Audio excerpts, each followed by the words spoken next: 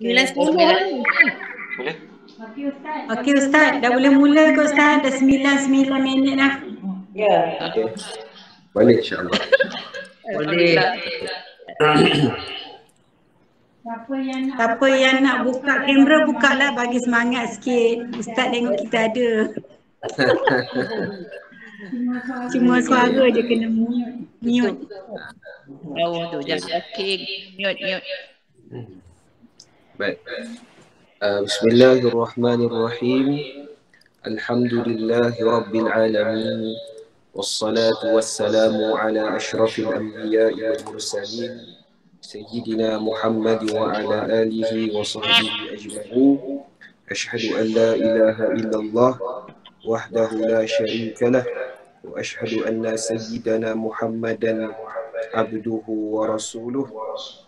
Allahumma salli ala sayyidina Muhammad kama sallaita ala sayyidina Ibrahim wa ala ali sayyidina Ibrahim wa barik ala sayyidina Muhammad wa ala ali sayyidina Muhammad kama barakta ala sayyidina Ibrahim wa ala ali sayyidina Ibrahim fil alamin innaka Hamidum Majid.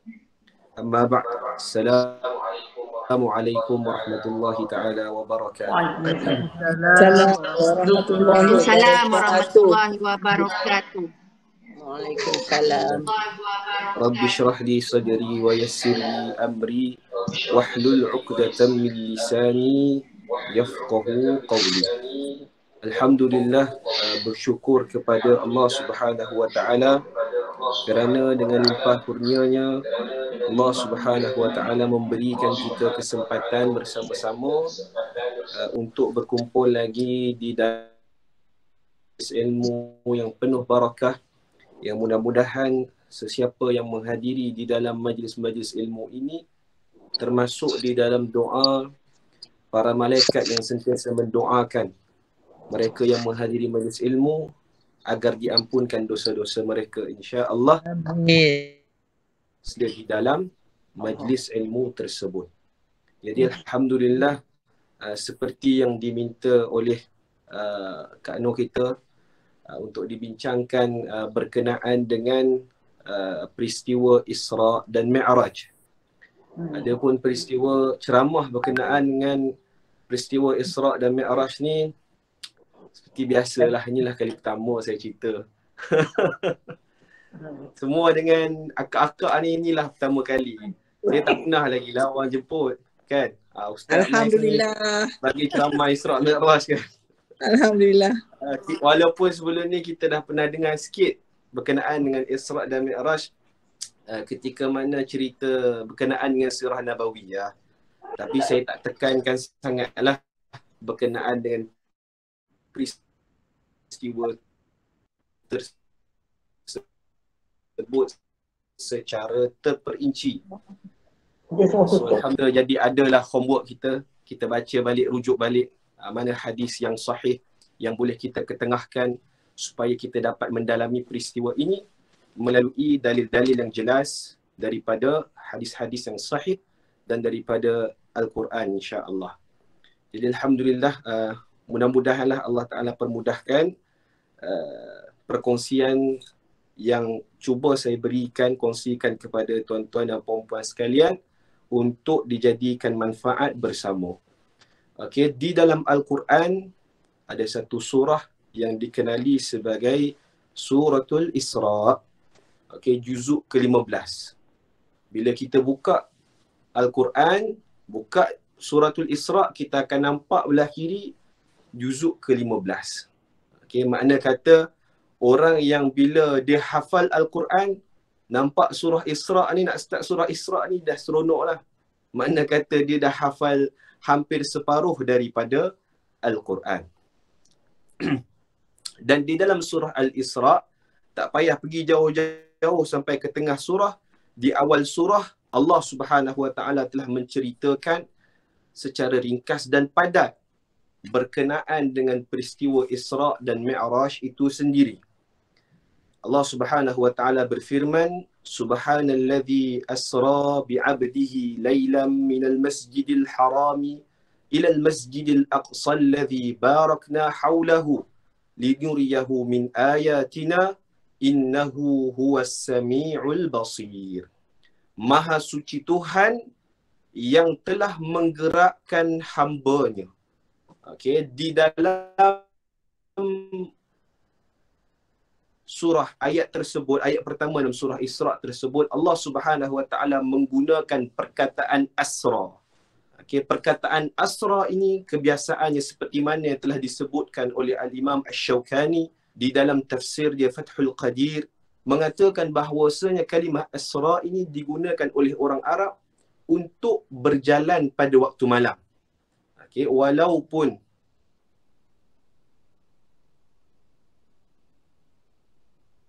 di dalam ayat tersebut telah menerangkan berkenaan dengan pada waktu malam, tetapi yang berimah asra itu sendiri. Okey, Maha suci Tuhan yang telah menggerakkan hamba-Nya.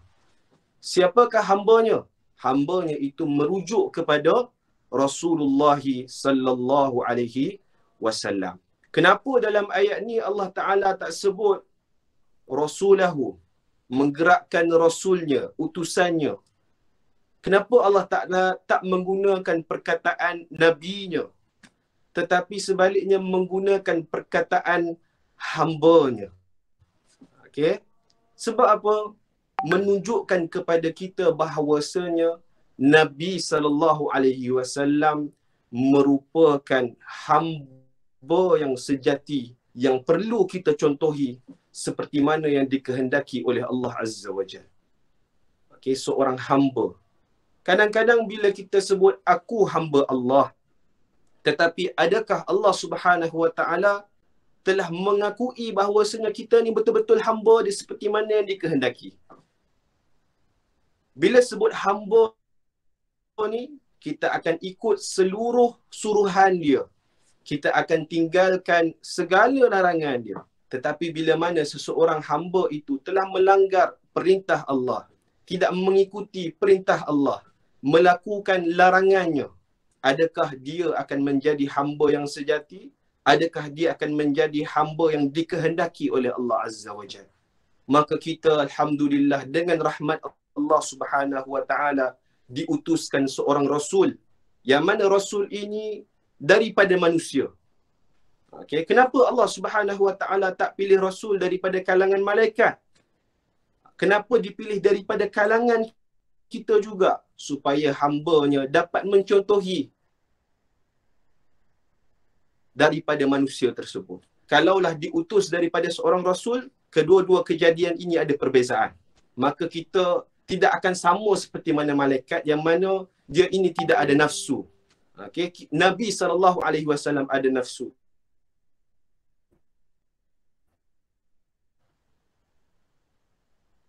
Malam pun melakukan apa kesalahan.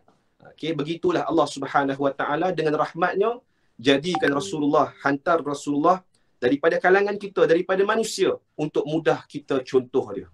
Okey, subhanallazi asra bi 'abdihi lailan, pada waktu malam, minal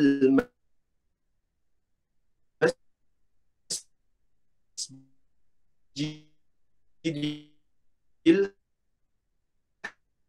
haram,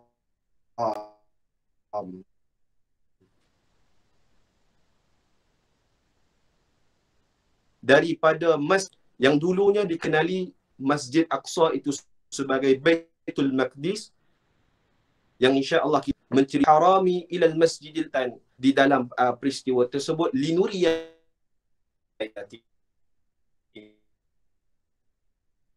kami. Okey, innahu huwas samiul basir, sesungguhnya Allah Subhanahu Wa Taala itu Maha mendengar lagi Maha melihat. Okey, so daripada ayat ni tadi, yang satu ayat ni saja cerita berkenaan dengan peristiwa Isra dan Mi'raj itu sendiri. So apa maksud Isra? Isra ni perjalanan Rasulullah sallallahu alaihi wasallam daripada Masjidil Haram ke Masjidil Aqsa. Di dalam satu riwayat di dalam Sahih Al-Bukhari, Nabi sallallahu alaihi wasallam bila menceritakan berkenaan dengan malam Isra Mi'raj tersebut, Nabi SAW sebut Nabi berada di dalam Al-Hatim. Okey, Al-Hatim ni ada riwayat mengatakan bahawa perawi tersebut tidak berapa jelas, sahabat tersebut tidak berapa jelas. Sama ada Nabi sebut Al-Hatim ataupun Al-Hijr. Tapi Al-Hatim dan Al-Hijr ni sama saja tempat dia, iaitu di Hijr Ismail. Nabi kata pada waktu malam tersebut, aku berada di dalam Al-Hatim, di dalam Hijr. Dan pada ketika itu datanglah malaikat Jibril alaihi salam kepada Rasulullah sallallahu alaihi wasallam, membelah dada Rasulullah sallallahu alaihi wasallam. Dalam riwayat tersebut ada yang mengatakan bahawasanya malaikat Jibril alaihi salam membelah dada Rasulullah daripada kita punya awal leher ni, bawah leher ni, sehinggalah ke perut. Dan ada satu riwayat mengatakan bahawasanya daripada dada sehinggalah di awal permulaan bulu ari-ari.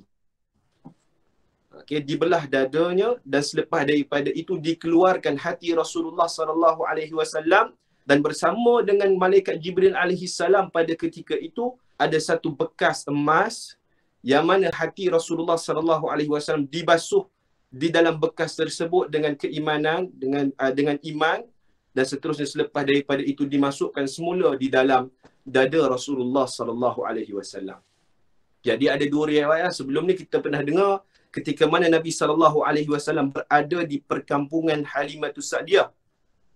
Kan? Nabi sallallahu alaihi wasallam waktu kecil dibelah dada juga oleh malaikat Jibril alaihi salam, dibasuh dadanya, dibasuh hatinya dengan air Zam-Zam, dan dibuang syaitan, benda yang berkaitan dengan syaitan di dalam hati Rasulullah sallallahu alaihi wasallam. Okey. Dan dalam peristiwa Isra' Mi'raj pula, seperti mana diriwayatkan dalam Sahih Bukhari, bagi tahu bahawasanya Rasulullah sallallahu alaihi wasallam dibelah dada lagi sekali dan dibasuh dengan iman di dalam satu bekas warna emas. Tuan-tuan dan puan-puan yang dirahmati oleh Allah Subhanahu wa taala sekalian. So berkenaan dengan peristiwa Isra' dan Mi'raj ni, ada yang mengatakan bahawasanya peristiwa tersebut yang paling sahih yang kita boleh pegang, okey, berkenaan dengan bilakah peristiwa tersebut berlaku adalah selepas daripada Rasulullah sallallahu alaihi wasallam menghadapi beberapa peristiwa yang menyedihkan Rasulullah sallallahu alaihi wasallam. Makna kata sebelum berlaku peristiwa Isra' dan Mi'raj ni, perasaan ataupun emosi Rasulullah, mentaliti Rasulullah sallallahu alaihi wasallam pada ketika itu dalam keadaan kacau lah, ataupun mentality down. Sebab apa? Sebelum daripada menghadiahkan orang yang disayangi dia. Siapa dia? Mula-mula Abu Talib alaihi wasallam, dan yang kedua adalah isteri kesayangan Rasulullah sallallahu alaihi wasallam yang namanya adalah Khadijah radhiyallahu anha. Dan selepas daripada itu Nabi diarahkan untuk berdakwah di Taif, tetapi tidak diterima dakwah tersebut. Bahkan Rasulullah sallallahu alaihi wasallam menerima pelbagai ujian sehingga dibaling batu oleh penduduk Taif pada ketika itu, menyebabkan huzni, tahun kesedihan Rasulullah sallallahu alaihi wasallam. So tiga peristiwa tersebut berlaku di dalam satu tahun. Maka peristiwa Isra' dan Mi'raj ini berlaku seolah-olah Allah Subhanahu wa taala ingin memujuk Rasulullah sallallahu alaihi wasallam dan memberi semangat kepada Rasulullah sallallahu alaihi wasallam di atas apa yang telah berlaku kepada Rasulullah sallallahu alaihi wasallam sebelum daripada peristiwa Isra' dan Mi'raj. Okey. Dan ada beberapa riwayat mengatakan bahawasanya peristiwa Isra' ini terjadi pada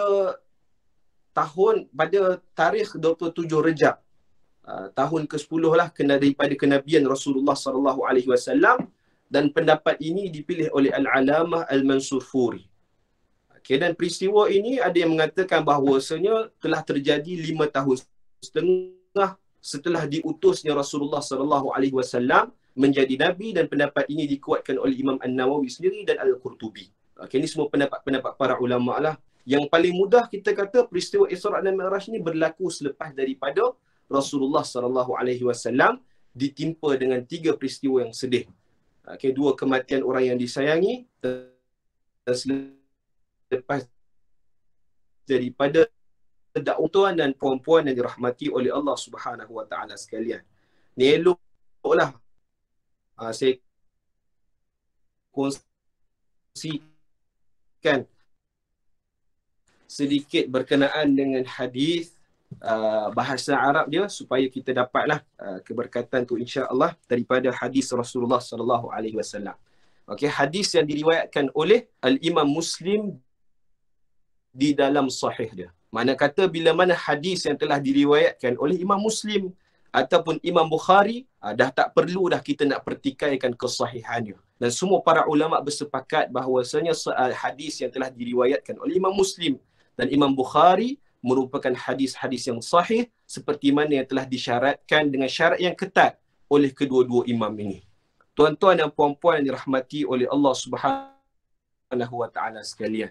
Okey, qala al-Imam Muslim rahimahullah. Telah berkata Imam Muslim rahimahullah, haddatsana Syaibanu ibnu Farrukh. Telah menceritakan kepada kami Syaiban ibn Farrukh. Qala, telah berkata haddatsana Hammad ibn Salamah. Telah menceritakan kepada kami Hammad ibn Salamah. Haddatsana, qal haddatsana, telah berkata, telah menceritakan kepada kami Thabitun al-Bunani. Qal, telah berkata an Anas ibn Malik, daripada Anas ibn Malik radhiyallahu anhu, anna Rasulullah sallallahu alaihi wasallam qal, sesungguhnya Rasulullah sallallahu alaihi wasallam telah bersabda,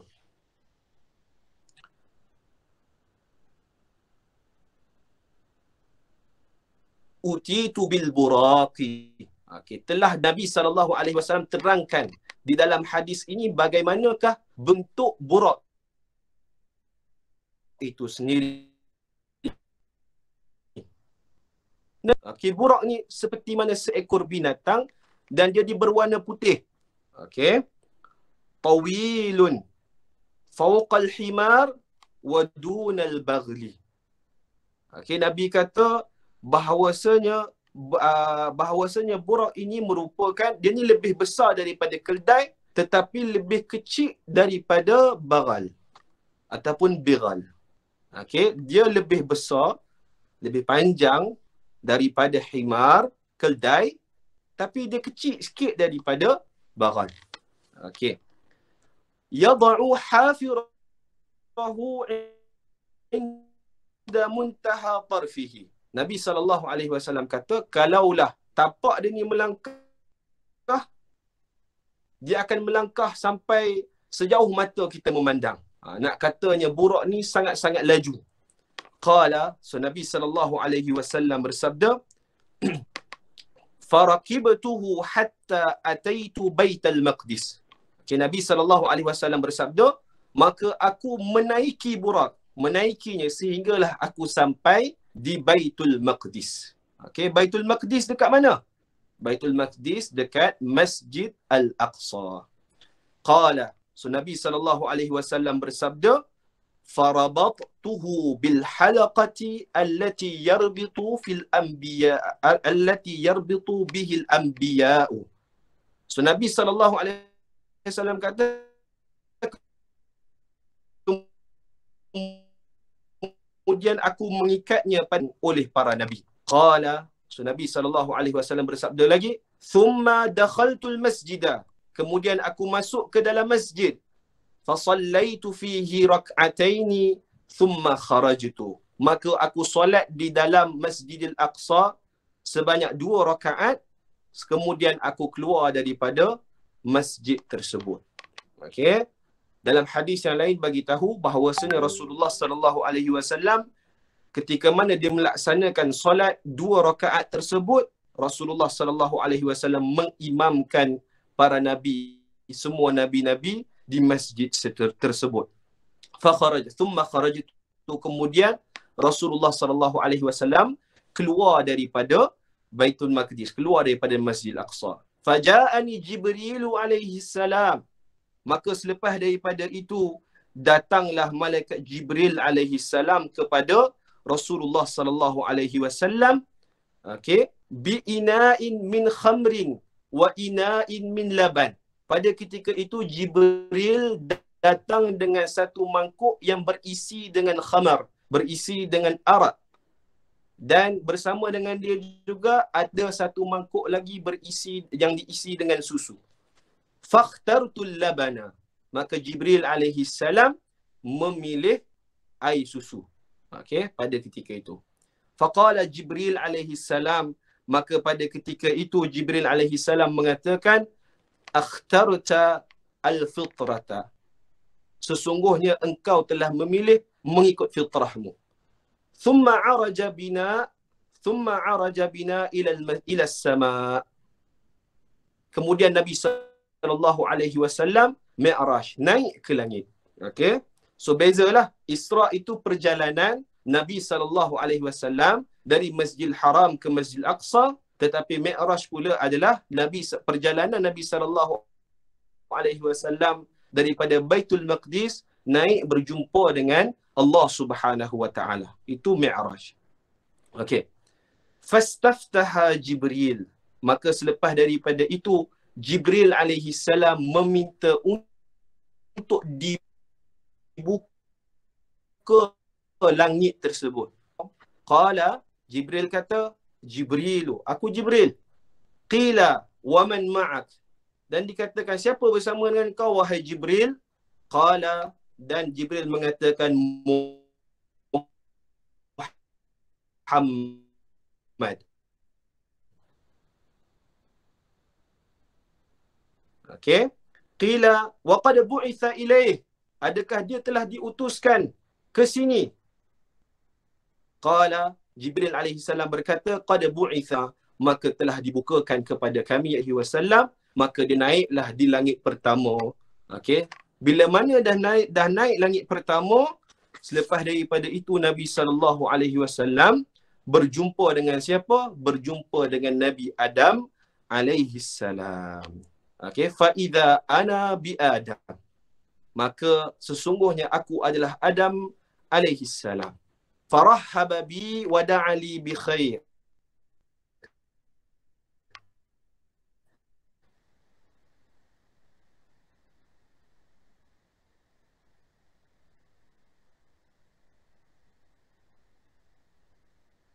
Maka Nabi Adam bila mana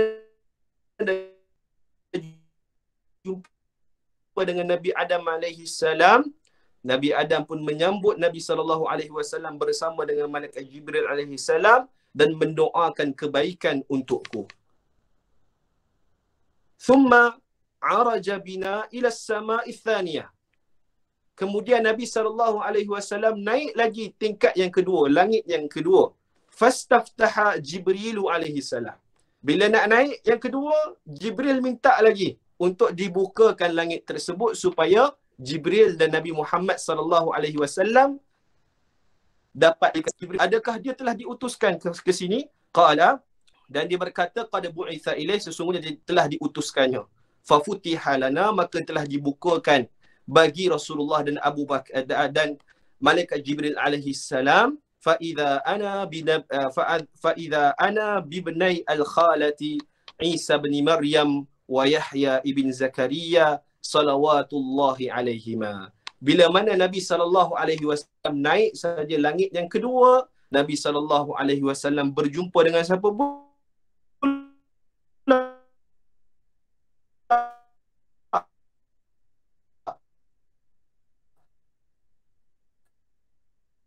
Nabi jumpa dengan dua Nabi. Di langit yang kedua lah. Langit pertama jumpa dengan Nabi Adam. Langit yang kedua berjumpa dengan Nabi Isa alaihi salam dan Nabi Yahya alaihi salam. Farahaba wa da'awali bi khair. Maka dua-dua Nabi tadi menyambut Nabi sallallahu alaihi wasallam dan mendoakan kebaikan bagi Rasulullah sallallahu alaihi wasallam. Lepas Nabi naik lagi thalisah, naik tingkat yang ketiga pula, langit yang ketiga. Sama juga Jibril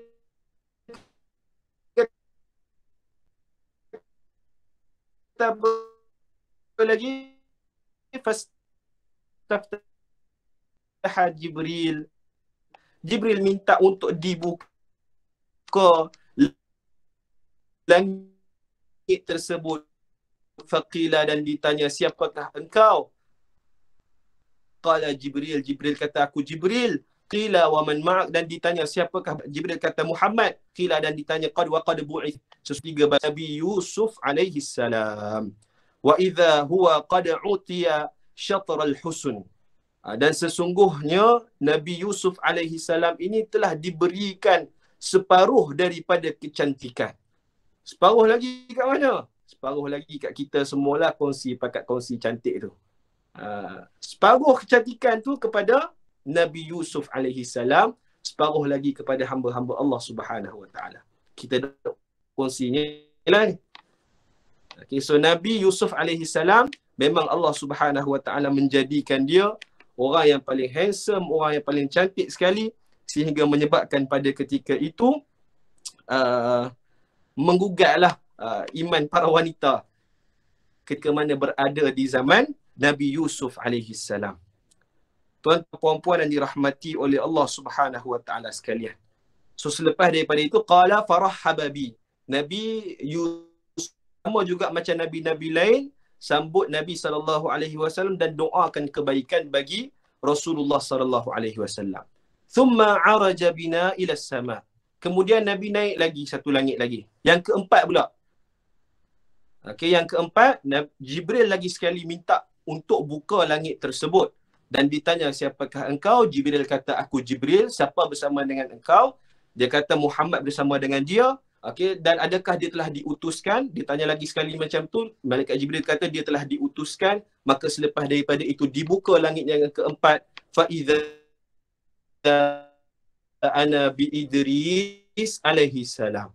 Maka selepas daripada itu Nabi SAW bertemu dengan Nabi Idris alaihi salam di langit yang keempat. Okey, farahaba wa da'a li bi khair. Maka Nabi Idris pun sama juga sambut Nabi dan malaikat Jibril dan mendoakan Nabi SAW akan kebaikan.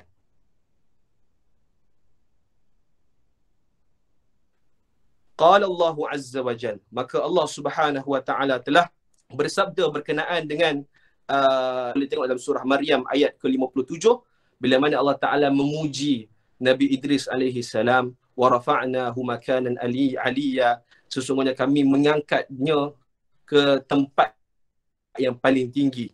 Okey, thumma araja bina ila as-sama'il khamisah. Kemudian Nabi naik pula langit yang kelima. Fastaftaha Jibril faqila man hadha. Lagi sekali lah soalan yang sama juga. Jibril minta untuk dibuka langit tersebut. Dia tanya siapa? Jibril kata, aku Jibril. Siapa bersama dengan kau? Aku Muhammad. Adakah dia telah diutuskan? Jibril kata dia telah diutuskan. Barulah dibuka. Lebih jumpa pula dengan siapa? Fa idza ana bi Harun alaihi salam. Maka pada ketika itu aku bersama dengan Nabi Harun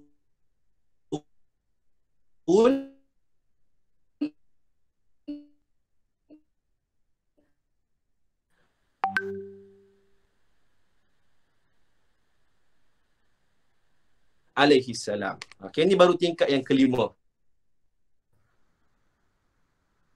Okey, so sekarang kita berada tingkat yang kelima lah ni, langit yang kelima. Farahhaba bi wa da'a li bi khair.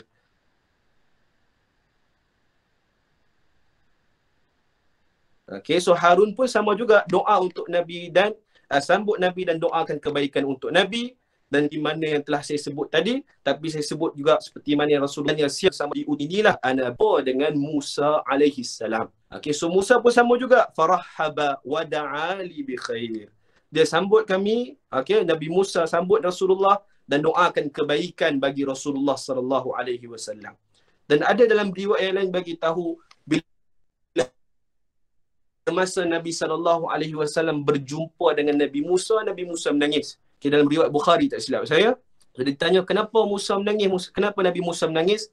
Kerana Nabi Musa kata Rasulullah SAW diutuskan selepas daripada aku, tetapi umat dia lah umat yang paling ramai sekali masuk Islam berbanding dengan umat Nabi Musa alaihi salam. Ini kelebihan yang Allah Taala telah berikan kepada umat Nabi Muhammad sallallahu alaihi wasallam. Okey, dan seterusnya thumma araja, Nabi sallallahu alaihi wasallam naik ke langit yang ketujuh. Benda yang sama juga lah. Persoalan yang sama bila Jibril minta buka, ditanya siapa, Jibril bagi tahu aku Jibril. Siapa bersama dengan engkau? Jibril kata aku bersama dengan Muhammad. Okey, dan adakah dia telah diutuskan? Jibril kata telah diutuskan. Barulah dibuka langit yang ketujuh tersebut, lalu berjumpalah Nabi sallallahu alaihi wasallam Ibrahim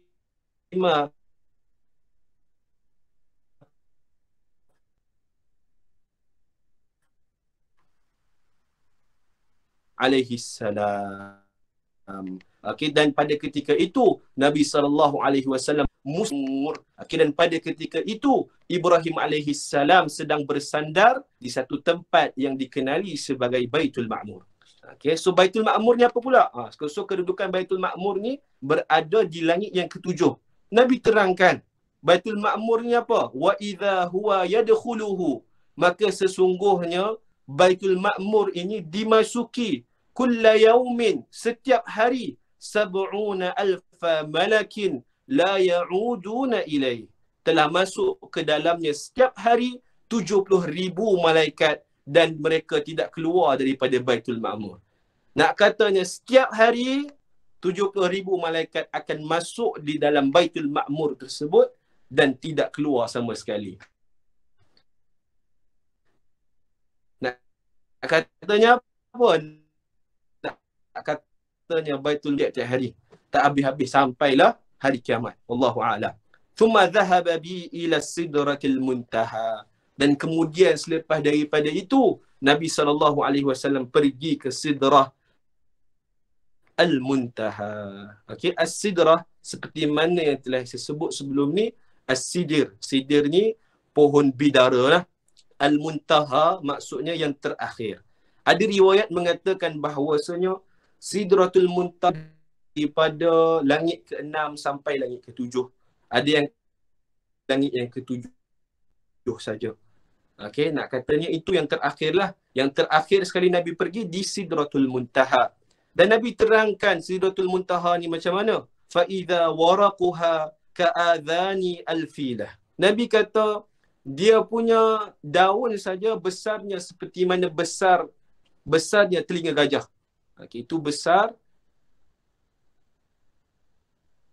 Wa idza thamaruha kalqilali. Okey, dan Nabi SAW kata ada dekat situ juga, ada dia punya buah-buah dia seperti mana besarnya tempayan. Seperti besarnya labu air lah. Besar macam mana tak dapat nak dipastikan. Dalam satu hadis yang lain Nabi SAW sebut, tak akan ada siapa pun yang boleh gambarkan daripada manusia kecantikan Sidratul Muntaha. Kata Nabi terangkan sedikit, tapi Nabi kata tak boleh nak terangkan bagaimana cantiknya aku melihat Sidratul Muntaha itu sendiri. Okey. Seterusnya sekejap.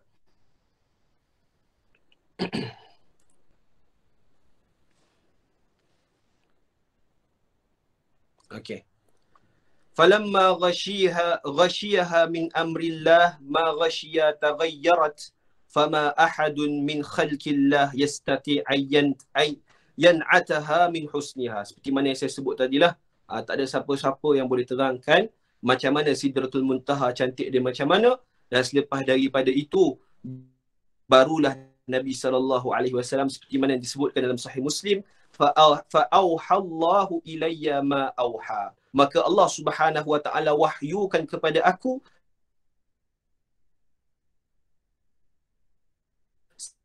seperti mana yang telah sahih. Okey, bila mana sebut Nabi SAW berjumpa dengan Allah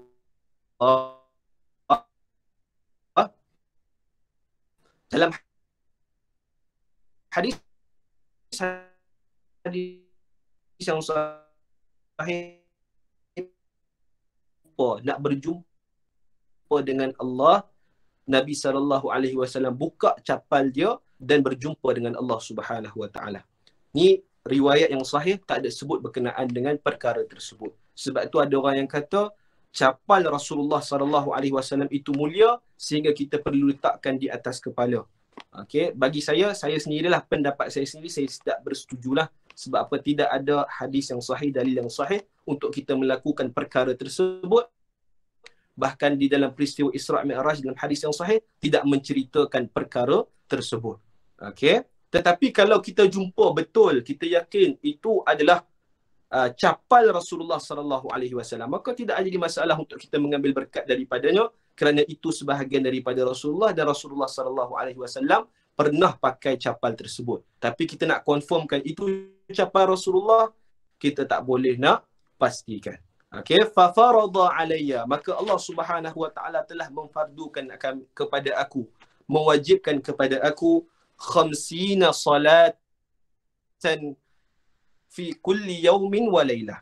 Okey, Allah Subhanahu Wa Taala mula-mula sekali wajibkan kepada Nabi untuk melaksanakan 50 solat, okey, siang dan malam. Tuan-tuan bayanglah, 50 kali waktu solat, makna kata lebih kurang sehari itu setiap setengah jam kita solat. Setiap setengah jam datang waktu solat, kita solat. Nak kata gambarkan waktu solat tersebutlah, banyak. Fanazaltu ila Musa. Kemudian Rasulullah SAW telah turun jumpa dengan Musa alaihi salam. Faqala, Musa tanya, ma farada rabbuka ala ummatika? Apakah yang telah difardukan Tuhan kamu, Tuhan engkau ke atas umat engkau? Qultu, aku telah berkata 50 salatan. Okey, Allah Taala telah fardukan kepada aku 50 kali waktu solat. Qala, so Nabi Musa kata apa? Irji' ila rabbik.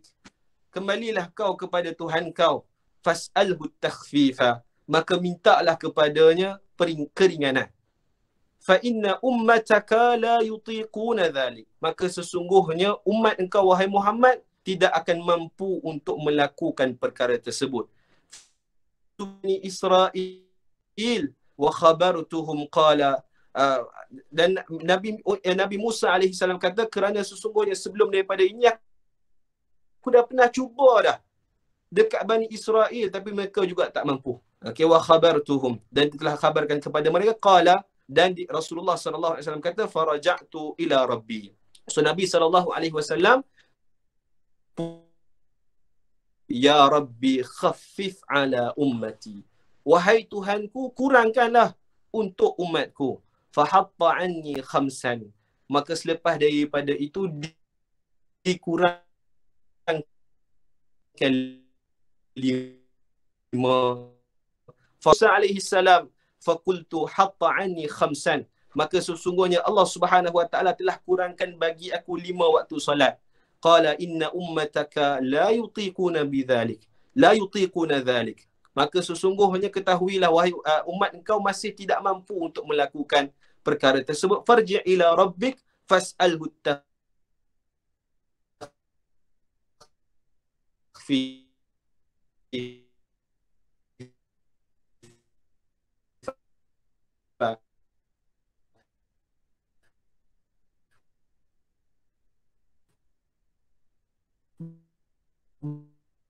Baliklah dan innahunna khamsu salawatin kulla yawmin wa laylah, sehinggalah Allah Subhanahu Wa Taala memberitahu kepada Nabi sallallahu alaihi wasallam bahawasanya wahai Muhammad, sesungguhnya tinggal 5 waktu solat saja difardukan kepada kita semua, kulla yawmin wa laylah, setiap siang dan malam.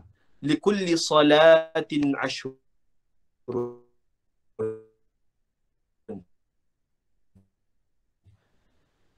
maka ketahuilah bahawasanya melaksanakan fadzalika khamsuna salatan, maka pahala tersebut sebanyak 50 kali waktu solat. So tuan-tuan bayangkan hebatnya Allah Subhanahu Wa Taala hadiahkan kepada umat Muhammad sallallahu alaihi wasallam dengan satu solat tersebut ganjaran pahala dia seperti mana 10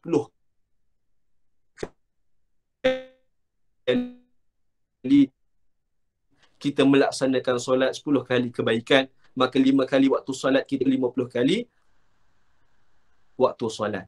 Wa man hamma bihasanatin falam ya'malha kutibat lahu hasanah. Ni lagi kelebihan yang Allah Ta'ala telah berikan khususkan kepada umat Muhammad sallallahu alaihi wasallam. Kalaulah di kalangan mereka itu berniat, ada niat untuk melakukan kebaikan, maka aku akan tuliskan baginya satu kebaikan. Niat saja nak buat kebaikan, azam saja nak buat kebaikan, Allah Ta'ala dah tanda dah satu kebaikan untuk kita. Fa in amilaha kutibat lahu ashran. Maka bila mana dia melakukan hal tersebut, maka akan dituliskan baginya 10 kali ganda pahala. Ni umat, kata khusus bagi umat Muhammad sallallahu alaihi wasallam. Wa man hamma bisayyi'atin, maka sesiapa yang ada niat untuk melakukan kejahatan, falam ya'malha lam taktub syai'an. Kalau dia niat buat jahat pula macam mana? Tak ditulis lagi mana dia tidak melakukan kejahatan tersebut. Fa in amilaha kutibat sayyi'atan wahidatan. Kalau dia buat sekali dosa, sekali kejahatan, maka satu saja dosa dia. Masya Allah, tabarakallah. Qala fanazaltu hatta intahaitu ila Musa fa akhbartuhu faqala irji' ila rabbika fas'alhu at-takhfif. Bila dapat 5 tadi, Nabi pulang semula, jumpa dengan siapa? Jumpa dengan Musa balik. Akhirnya jumpa dengan Musa, Musa kata, baliklah.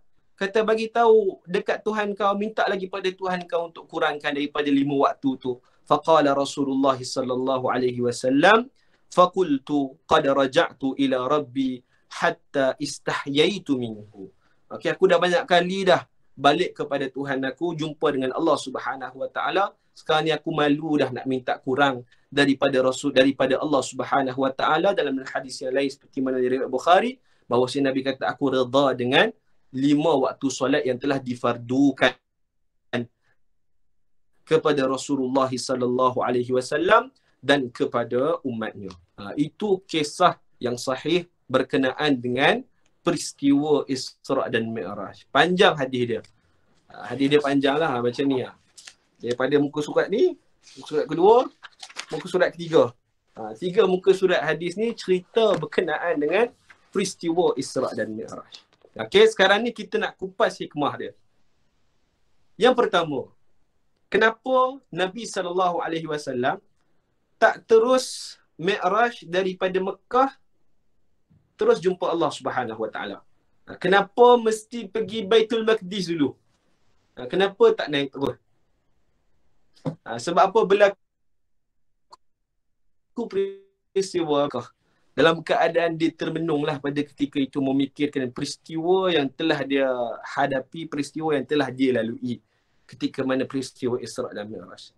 So bila mana dia termenung pada ketika itu, Abu Jahal nampak Rasulullah sallallahu alaihi wasallam dan tanya pada Rasulullah, ni kenapa ni duk termenung ni?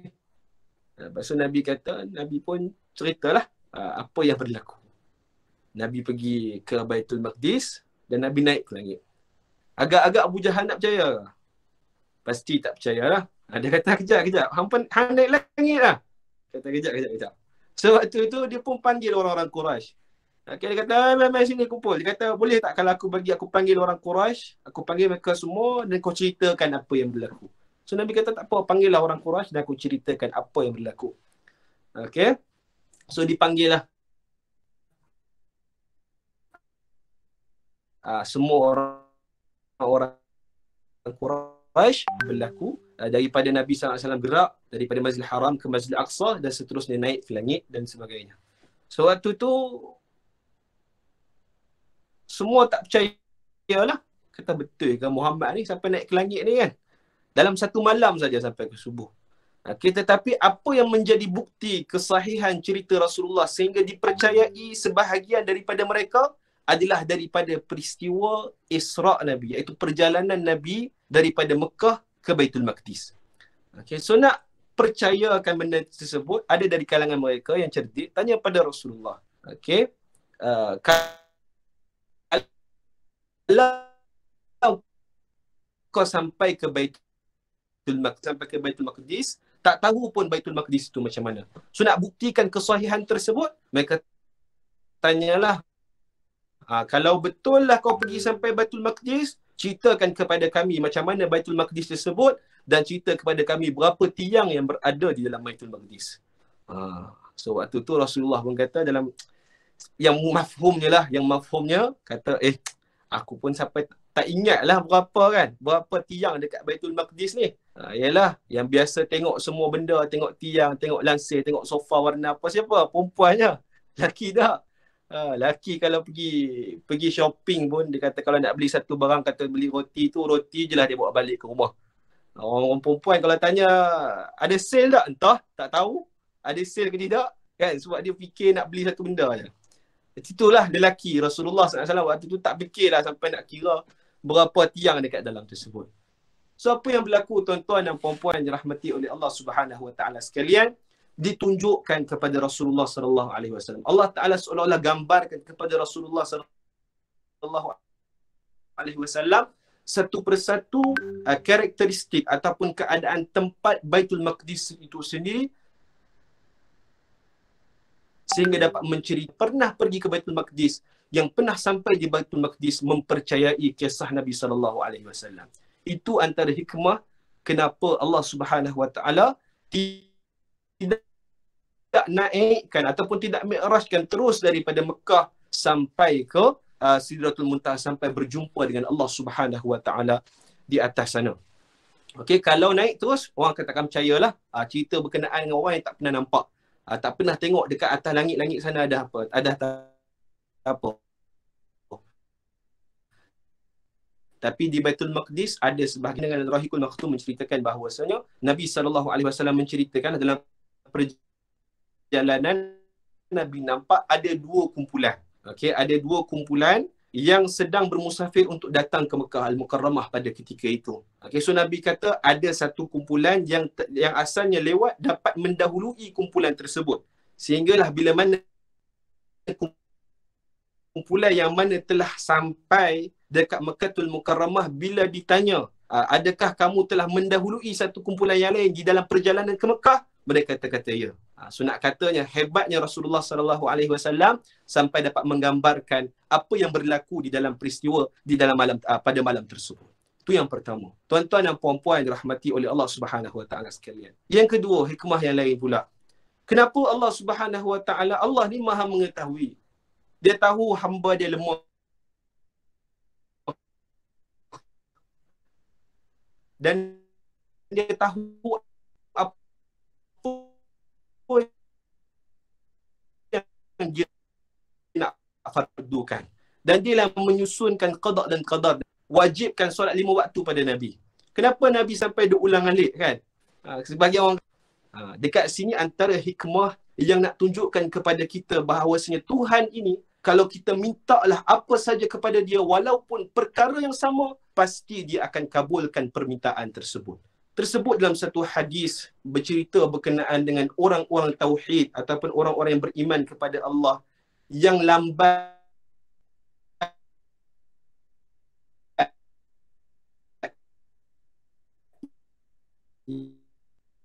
yang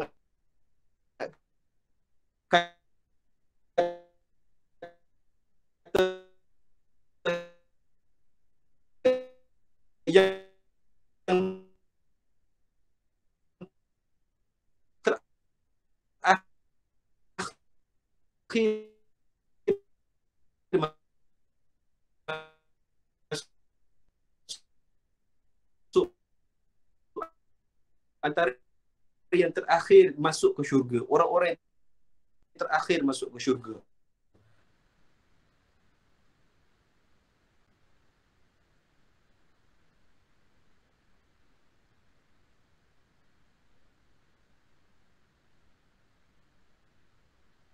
Orang lain semua. Itu lepas ni aku tak minta apa dah. Kalau boleh kan dia dah keluar daripada neraka. Saya lalu di pintu syurga, dia tengok syurga. Masya Allah, cantiknya. Okay, lalu dia minta lagi pada Allah, ya Allah, bagi akulah masuk syurga terus lah. Okay, so Allah Ta'ala kata memanglah anak Adam ni suka memungkiri janji. Kan dah janji dah, tak nak minta apa lagi, tapi minta juga. Tapi dengan kasih sayang Allah Subhanahu Wa Ta'ala, Allah masukkan dia di dalam syurga dengan rahmat Allah Subhanahu Wa Ta'ala. So dalam peristiwa ini, peristiwa Isra' dan Mi'raj, Nabi ulang-alik minta pada Allah benda yang sama. Dan dengan kasih sayang Allah, yang Allah Ta'ala ni Maha mengetahui kelemahan hambanya, makbulkan juga doa kita, permintaan kita. Cuma kita lah yang sentiasa berpaling daripada Allah Subhanahu Wa Taala. Okay, Allah Taala sebut apa dalam surah Fussilat? Sering saya ingatkan, wa idza an'amna 'ala al-insani a'rada wa na'a bi janibih wa idza massahu asy-syarru fadhu du'ain 'arid. Manusia ni bila beri nikmat banyak, dia pulang, dia paling daripada Allah. Tapi bila dia ditimpa dengan pelbagai ujian dan sebagainya, barulah dia nak berdoa kepada Allah Subhanahu Wa Taala panjang lebar. So mintalah pada Allah Subhanahu Wa Taala dengan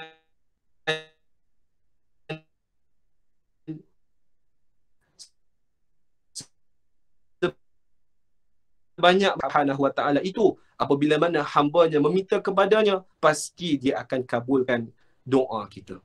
Tuan-tuan dan puan-puan yang dirahmati oleh Allah Subhanahu Wa Taala sekalian. Nampak juga antara hikmah daripada kisah ini, padahal Tuhan boleh saja fardukan kepada Nabi SAW solat 5 waktu itu terus dengan wahyu seperti mana wahyu Quran seperti biasa.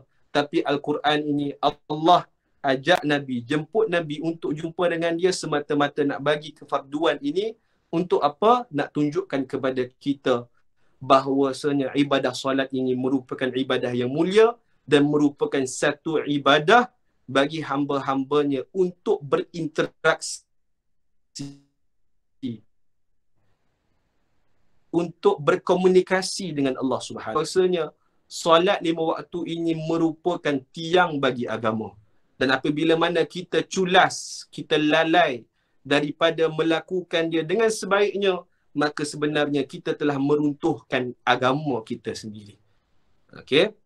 Dan kita dengar juga kan Allah Taala sebut di dalam surah Al-Maun, ara'aita alladhi yukadzibu bid-din fadhalika alladhi yad'u al-yatim wa la yahuddu ala ta'amil miskin fawailul lil musallin.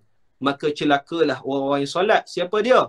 Alladhina hum an salatihim sahun. Yang mana di dalam solatnya dalam keadaan lalai lah. Bagi dia dengan solat ni sentiasa lalai. Sama ada dia tak khusyuk ataupun dia melambat-lambatkan waktu solat juga.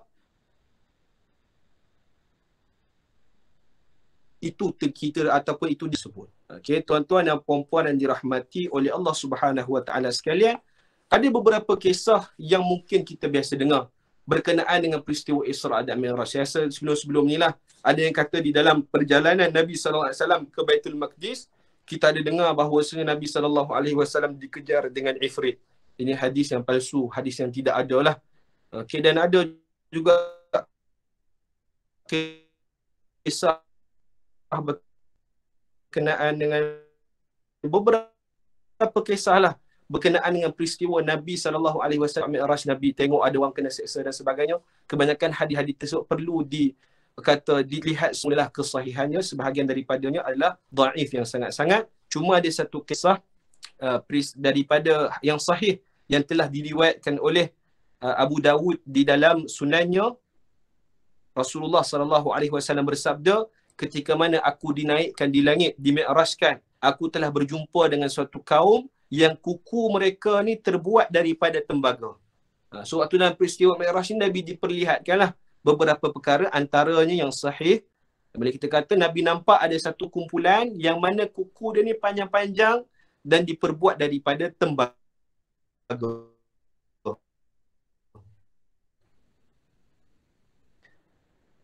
Kuku mereka ni mereka kepada Jibril. Wahai Jibril, siapa mereka itu? Jibril alaihi salam menjawab, mereka itu adalah orang-orang yang memakan daging manusia, yakni ghibah, dan merosakkan kehormatan mereka. So kita hati-hatilah di dalam kita berbual, di dalam kita berkomunikasi. Ini antara azab yang jelas daripada Rasulullah SAW yang telah diperlihatkan kepada Rasulullah SAW akan hal-hal mereka yang mana telah melakukan ghibah. Ghibah ni maksudnya mengumpatlah, mengaibkan saudara se-Islam dia. Maka itulah yang telah dijanjikan dan diperlihatkan azab mereka itu sendiri. Dan kita ada dengar juga kisah sebelum ni berkenaan dengan Nabi SAW berjumpa dengan orang tua. So Nabi tanya pada Jibril, siapa dia? Nabi kata itu adalah kita tidak boleh pakailah, tak boleh kita sandarkan kepada Rasulullah sallallahu alaihi wasallam. Ada lagi satu kisah yang saya ingat, diperlihatkan juga Nabi sallallahu alaihi wasallam segolongan wanita yang mana dada-dada mereka ni, payudara mereka ini diseksa ataupun saya tak pastilah, ditarik dengan satu besi yang agak tajam. Macam itulah lebih kurang. Okay, lalu Nabi sallallahu alaihi wasallam bertanya kepada Jibril. Jibril kata mereka itulah golongan yang mana dia ni dah kehabisan susu ke, ataupun dia tak ada susu lepas tu disusukan dengan susu botol ke dan sebagainya. Itu tidak termasuklah. Yang termasuk ni maksudnya dia ada kemampuan dan sebagainya tetapi tak susukan anak dia sehingga anak dia lapar.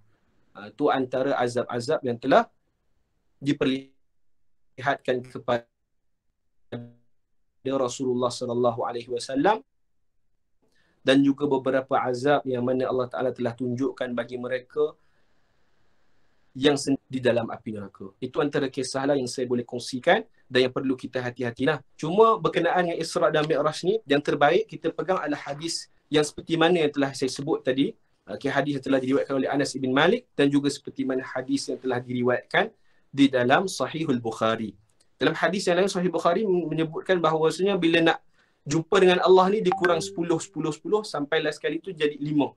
Okey, tapi dalam Sahih Muslim ni sama juga tapi dikurang 5, kedua-duanya sahih.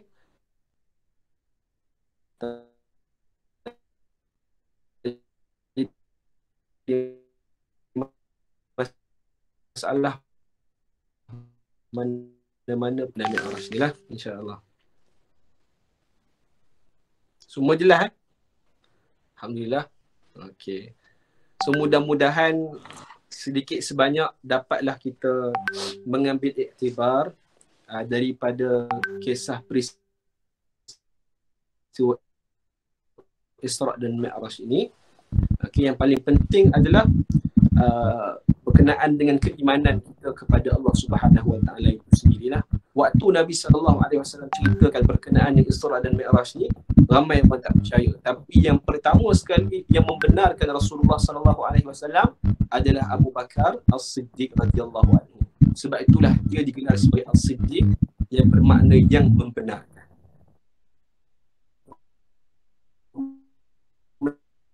Membenarkan siapa? Membenarkan ketika itu tidak percaya dan tidak beriman kepada Rasulullah sallallahu alaihi wasallam, dialah orang yang pertama. Kita lah kalau hidup zaman Rasulullah, dalam keadaan Rasulullah kita berkenaan dengan ni, barangkali mungkin kita susah nak percaya. Okey, sebab tu bersyukurlah kita hidup dalam keadaan lahir-lahir saja daripada rahim ibu yang muslimah, ibu yang Islam. Okay, hargailah Islam ini dengan sebaiknya. Mudah-mudahan Allah Subhanahu Wa Taala matikan kita di dalam Islam, insya-Allah. Amin. Lah, ada soalan ya? Alhamdulillah. Tak ada soalan, alhamdulillah. Tak ada Ustaz. Ustaz,